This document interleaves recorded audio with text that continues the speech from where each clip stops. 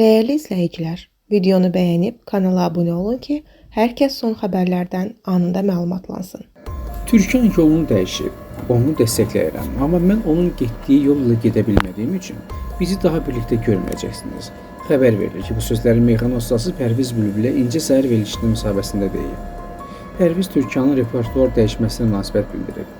Biz birlikdə gözəl işlər görmüşük. Mən onu deyim ki, Türkanın repertuar dəyişməsini, onun bu ifalarını bəyənmirəm. Amma qərarını dəstəkləyirəm.